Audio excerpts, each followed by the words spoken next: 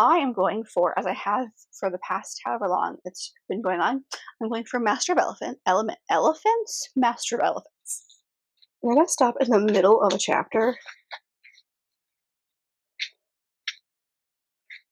I am not the smartest cookie. I did. Okay.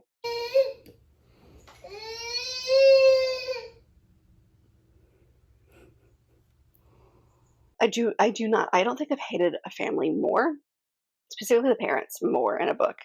They're very dislikable. Hello everybody, my name is Kelsey and we're about to get very, very dirty with the first week of the Magical Readathon.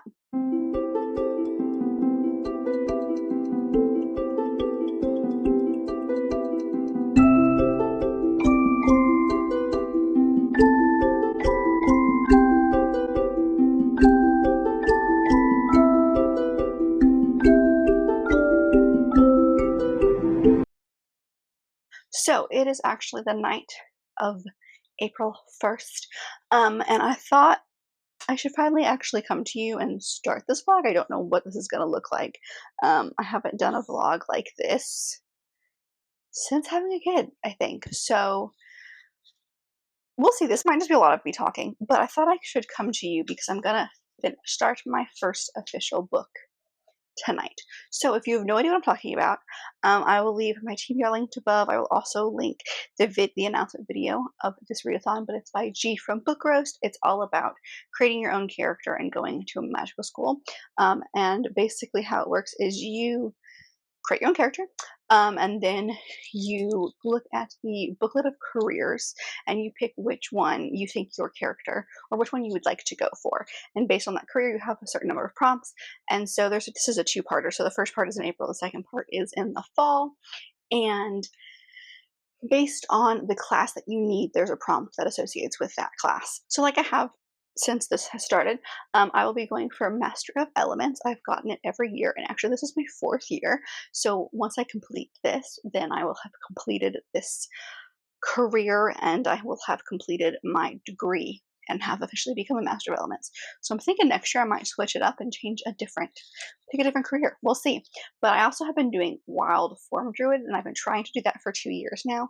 And with the addition of the Emporium last year, I was able to actually complete it. I can complete it in April, but when we get to the fall, it gets more complicated and I can never actually do the amount of prompts I need.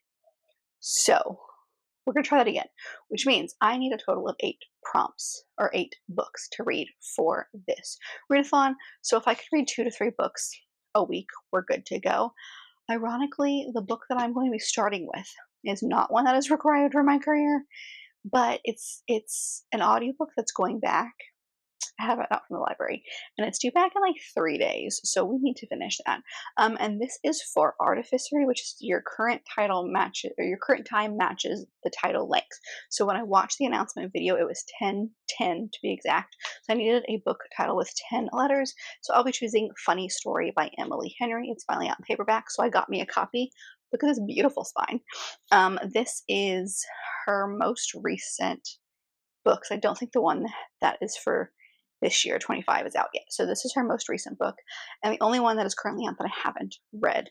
So I don't really know a whole lot. It's been a while, but I feel like it follows 2 people who basically watch their partners fall for someone else, and then they actually end up having to live together for some reason. Once I know more, I will tell you more, but as you can see, it has 10 letters in the title. So I'm going to get to this one. This is kind of what I need. I just recently finished The Nightingale by Kristen Hanna. That's what I ended-ish March with.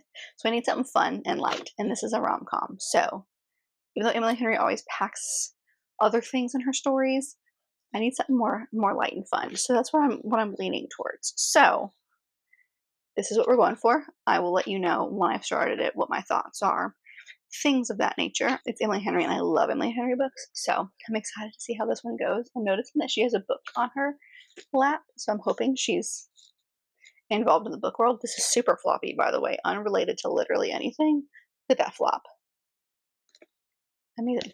Anyway, this is what I'm going to be picking up, so I will come back to you when I have more thoughts and things to say, and I've read some of it, and I'm excited. This is what I'm starting with. So, let's do this. Let's start the readathon. I'm excited.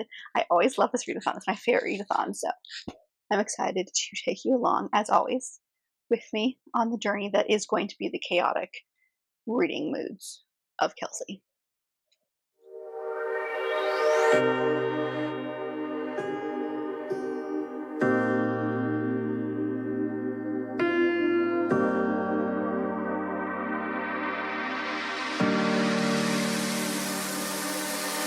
I know that you're afraid, it feels like every day things are slipping away, you're slipping away, and you think back to a time that you were lost. Thoughts disorganized, can't seem to dry your eyes, and chaos is collapsing from your mind. And you say that you're fine, but now you're out of time, out of time, you're out of time, you're out of time, and now you're out of time. Ooh,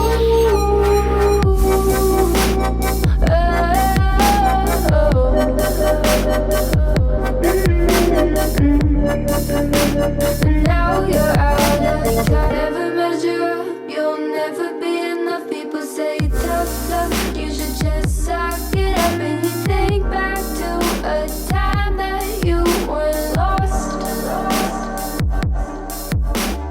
Thoughts disorganized, can't seem to dry your eyes, and chaos is collapsing from your mind. And you say that you're fine, but now you're out of time. I'm here to give you a lot of updates. This vlog became a 2-week vlog very quickly. So hopefully I can get my act together. But I have things to tell you. So you will have, when I came to you originally, I told you I was starting Funny Story by Emily Henry, which is for artificery. And that's not a career that I need, but I wanted to get this in before the audiobook went back to the library. I did not. The audiobook went back to the library. I did find it somewhere else though, so I do have it. So I'm putting this on the back burner. I really love these characters. That's not the problem. It's just I have other things that are taking priority, so I will continue with this, just probably a little bit later in the month, or may dip in and out. I got about a little over 100 pages into this book. I love the characters, but for time purposes, this is not required, and I will continue later. I'm loving it. I love the writing. It's Emily Henry. Of course, I love the writing. And these characters are really relatable. So, love that. We'll talk about that later on in the month. So, instead, I picked up The Violin Conspiracy by Brendan Slocum, and I finished this yesterday. I gave it 4 stars. This was for the prompt of restoration, a book with a 4+ star rating on Goodreads. I can't remember what it was, but I'll pop it up if I can remember it. But it was over 4. It was also a book my husband is trying to get me to read forever. It was on my personal TBR because of that. I've talked about this. It's popped up a few times, and I finally read it, and it was very good. I have so many thoughts about this. The purpose of this book is a mystery, kind of. It's marketed as a mystery, and I say kind of because there's this whole section in the middle where we follow his backstory to give you the knowledge of why there's certain people that would possibly be after him. And that was the most interesting part. And that part's not mysterious. It's like, here's just a lot of information about him, but it's written in a way that is like sucks you in. So the story starts with Ray. He is a very well-known violinist, and he wakes up one day and this violin, the Stradivarius that he's had for basically almost his entire life, it was a family violin, and it's appraised at over $10 million, is missing. And so he gets the FBI involved. There's an art investigator with his insurance company for it who gets involved, and he's about to embark on this competition. It's called the Tchaikovsky competition in Moscow, and it's the Olympics for classical musicians. And so he is getting ready for that, and he feels like he can't do that because now his violin is gone. And so the first part is like setting up the whole thing. Like I said, then there's this section in the middle where we get his entire backstory. We go back to high school with him, and it goes up until probably about the present time. And then we come back to the present, and it is kind of the what next and the actual solving of the mystery. So the mystery element of this is very, very minimal in my opinion. But at the same time, there's 1,000 different people who could have done it. There are people, like the person who did it was not even on my radar. And I was completely shocked in like the best way. So what I think is really interesting about this book is that his family is not very supportive of him. When he finally gets this violin appraised and it's worth this, now they're starting to come out of the woodwork because they want money from him, and they want, all of a sudden this violin is not his, it's theirs because it was their grandfather's, who was a slave who supposedly was gifted it by his owner. And then that family comes out of the woodwork saying, no, you stole it. Your great, great, great, great, great, whatever, stole it from us. That violin is ours. And so you've got all these families who do not talk. There's a lot of trauma and struggle with that. But then also the fact you have this very interesting conversation because Ray is Black, and that's like not a thing in the classical world. And so he is working twice, even 3 times as hard as everybody else. He does not have the same opportunities as everybody else. And he is always looked twice upon because of that, and no one takes him seriously until he starts playing. And then also people are like, oh, he's only good because that violin. He wouldn't be where he is if he didn't have that $10 million violin. And he's like, no, but wait. And so there's a lot of conversations about racism in here, and I think these conversations are very well done. Also, the guy who wrote it is a Black violinist himself. I think he wrote this during COVID. It was like his way of getting through some stuff. And so a lot of the experiences, there's an author's note in the back, there's a lot of experiences he says that he took from his own life. And there's a lot of microaggressions. There's a lot of like more than that, like very obvious. The N-word slur is used, I think, 3 or 4 times in this book. And so that's not fun. So just be wary of, like, racism is a big conversation, but, like, I think it's interesting because you have this conversation and then you see all these little digs that you could do, that people do to him, but it's from his perspective. So it almost, for me, who is someone who very obviously grew up with privilege, it was very eye-opening because I knew these things were there, but seeing it from his perspective and seeing all, like, the big things everyone notices, but these little itty-bitty moments where people look at him differently and he notices them looking at him differently. And being from his perspective, I think it was very eye-opening to see all of that. And so, like, that's the biggest conversation in here is racism, specifically in the classical world, because that's where he is. Sweetheart, you're okay. You're trying to get attention. I hear you. So I loved this. I think it was really interesting because I started and I didn't think the writing was going to be anything specific. I didn't think the writing was going to be anything fancy. And it's very straightforward. It's very, like, I went into this and I went, oh, I understand why Chris likes this. It's very John Grisham. It's very, like, short sentences to the point kind of thing, which is not always my favorite in writing. But the way he crafted his characters and he crafted his story was, like, I immediately forgot about the writing. And the writing was so good because, like, I think it's just, I don't know how else to praise this book. It was very well done. At one point, I genuinely forgot there was a mystery. I just wanted to know about his backstory and his life. And there's moments where, like, he's playing and the way that he describes him playing is so beautiful, but it's, like, very in the moment. Again, it's not lyrical. It's nothing like that. It's just, like, the way he describes how he plays. I don't know if any of that made sense. I have a much better organized Goodreads review, so go check that out. But highly recommend. If anything I said remotely sounds interesting, I very much enjoyed this book, and I just think the way that he crafted his story got his point across in a very different, interesting, unique way. A story that we've read probably 1,000 times about racism in America specifically. Actually, it's around the world, but specifically in America here, and in the South. And it's beautiful. So now that that's done, I looked at the books that I need to read, and there's 2 that I really need to get to, like, ASAP, because A, I've got a book club for one of them, and B, the other one's audiobook is going to disappear, and I don't have a backup for the audiobook, so we're going with that one. It's not required for my career, of course.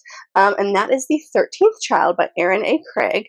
I love this cover, but I got this from Amazon thinking absolutely nothing of it, and I somehow got a signed copy, and the book underneath is absolutely stunning. I'm actually just going to go ahead and take this off because I'm going to start reading this soon, today sometime. This one is beautiful. Our main character's name is Hazel, which is why her name is there.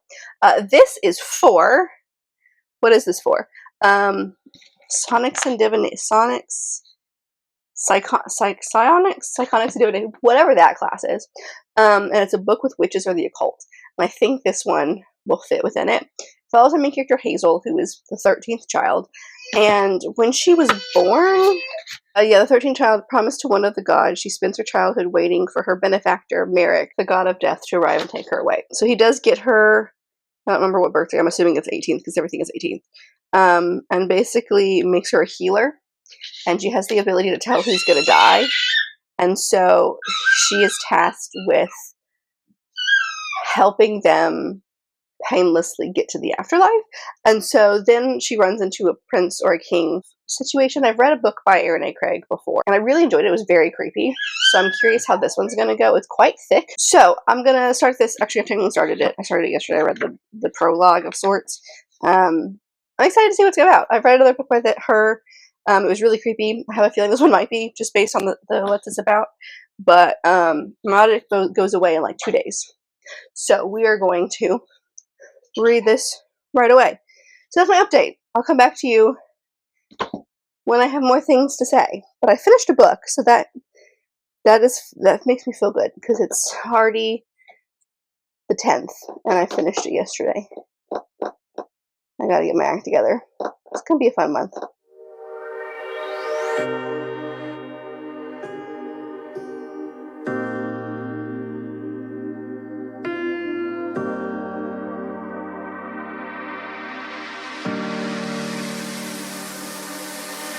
I know that you're afraid, it feels like every day things are slipping away, you're slipping away, and you think back to a time that you were lost.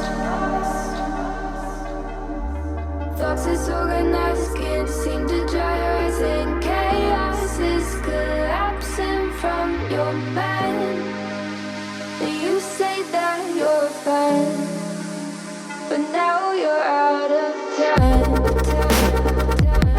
out of time, you're out of time, you're out of time, and now you're out of time.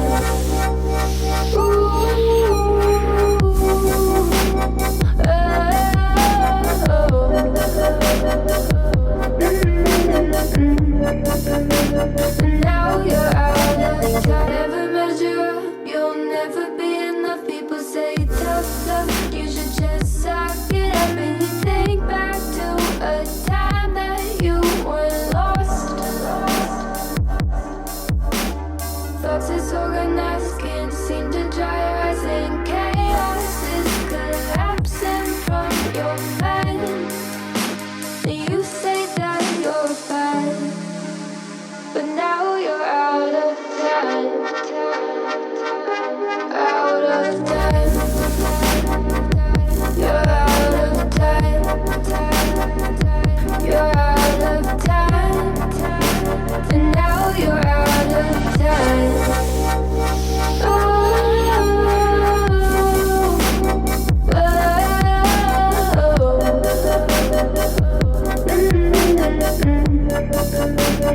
Now you're out of time.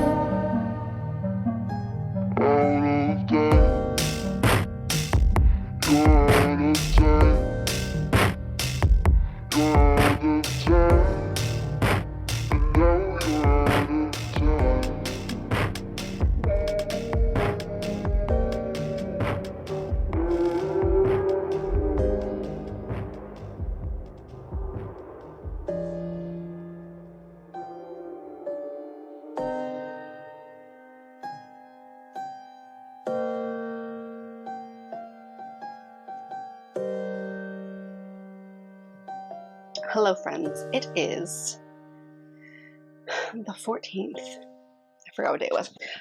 It's Monday. It was technically my Sunday, if you will. I go back to work tomorrow. So I thought I'd just come here and kind of end this vlog because I didn't really have a ending, and it's been a couple of weeks. So I need to end this vlog so that I can start the week fresh. But I do have some updates for you as far as reading. When I came to you last, I was going to start the 13th Child. I have started it. I haven't gotten very far. I did actually find another way to listen to the audiobook, so I didn't have to rush through it like I initially thought I was going to. I am really enjoying it though. I am on chapter 18. I'm 156 pages into this book, and I really like the characters. So I can't remember what I told you about this book when I originally talked about it, but I think I got some of the magic system with her wrong. So she was promised the day that she was born. Actually, I think she was promised before she was born to the god of death, and he was supposed to come get her, and he didn't for a long time. He came and got her when she on her 12th birthday, and because of that, her parents resented her. She was the 13th, so she was not only at the end of the line, like they shouldn't have had her in their mind. They were just really terrible to her. Like every year they reminded her that she still wasn't taken, and like kind of blamed her for the fact this god hasn't come to get her. And so in their minds, it's their way of like, she gets the scraps because of, we shouldn't be having to feed her. This guy told us that he was going to come get her and he didn't. So we shouldn't be spending money. We're really poor. We shouldn't be spending money on her. And because of that, it like also kind of gives her siblings. I mean, we don't really see anything in the book of like them bullying her. They don't take care of her. But like the way that her parents talk about her, specifically her mom talks about her to her face. A lot of the decisions that this family makes, it's her fault for making those decisions because they're still taking care of her when they shouldn't be. And so I don't think I've hated a family more, specifically the parents more in a book. They're very dislikable. But he comes to get her and tells her that she's going to be a healer. And so she is. But what I got wrong was her ability, because she's the 13th child, 13th children have like the ability to have a lot of power. So like they don't always have a lot of power, but like they're lucky 13 is kind of the idea. And so her ability, like he kind of like awakens this ability in her where like she can touch someone and immediately know what's wrong with them. So she studies to kind of figure out how to help them, but she knows what's wrong with them. And so she is being trained as a healer to do that. And then just one of the side thing of that is that she can tell when someone cannot be healed and they are going to die. And so she's kind of put in a precarious situation where the first person that this first person or people this happens to, Death, or Merrick is the name that he has told her to call him. So Merrick kind of puts her in the situation where he's like, here's what's going to happen if they can, like, they're going to die regardless, but like if they don't die, then all these other people would be infected. But if you help them along, so basically kill them humanely, then it'll save a bunch of people and also they will be out of pain. And so like this is a side thing that she's also doing. So where I'm at, she is 16, I think. Yes, she's just turned 16. And I think she has been kind of living in this village, and I think we're about to move is really where we're at. But I really am enjoying these characters. I have this on ebook. I found the ebook in my library, so I have the ebook as well. So that when I don't have the physical copy on me, I can read along, and that is making like I'm actually wanting to pick this up, which is a great feeling. So I'm definitely going to hopefully finish this one next week, but I didn't get around to finishing it. And then the other book that I started is the one that I did for my book club, and that is Tell No One by Harlan Coben. And this one is a little strange. Okay, because I went in, first off, I love it. It's amazing. Second off, I went in with like the worst expectations. Because like, okay, this is going to sound really bad. It was written in 2009 and it was written by a man. And so I went in going, this is going to be a very strange, like it might have a great, story, but like I was expecting some really weird descriptions of women specifically. But that's not the case here. It's written very well. It is written in a way that like it's I feel like it's very progressive for the time. Like our main character, that's the whole point, is our main character and his wife, um, after I think it was 8 months of being married, they go to this like his family's cabin, secluded lake house area, and then she basically gets abducted and killed, and he gets hit with a bat, and so he wakes up and they don't know what happened, and she was found dead, and so it's been 8 years, and all of a sudden he's getting these things, these emails that could hint at maybe she's not actually gone. And the FBI has now reopened the case and think that he is the prime suspect. And so it's like, because like the guy who went away for it actually didn't go away for her murder specifically. He was a serial killer and he went away for other ones. So they're thinking that maybe this was a copycat. Like it's a whole thing. And so it is very interesting. It's keeping me on my toes. I love the cast of characters. I'm very stressed about the cast of characters because we're getting like, I mean, it's in his perspective, and then you have sections that are in like third person, and so you go to where like these two FBI detectives are, and they're like talking to certain people, and then there's like this hitman character who I'm pretty sure is involved in some way, and so we're following him figuring stuff out, and so it's very interesting. And I'm really enjoying it. So I am hoping to finish that one tomorrow because the book club is tomorrow, so I need to finish it. So those are where I'm at. So first 2 weeks, not so hot. I finished one thing, which is the Violent Conspiracy. I have started 3 things. Funny story. The 13th Child, and then Tell No One. So next week's focus is going to be finishing the books that I've started, because I looked at my Goodreads, like currently reading, and there's like 5 books on there. And all of them I'm reading for this readathon in some way. So look forward to next week where I finish things that I have started. That's the theme, hopefully. But that's where we're at. So I hope you guys have enjoyed these first 2 weeks. How has your reading gone so far? Tell me how your readathon has been. Tell me all of the things I want to know. But if you like this video, and I very much hope that you did, don't forget to give it a big thumbs up and subscribe down below if you'd be part of this awesome growing family. I've also got all my social media down there, as well as other fun bookish links. So check all that out, and I'll see you guys in my next video. Bye.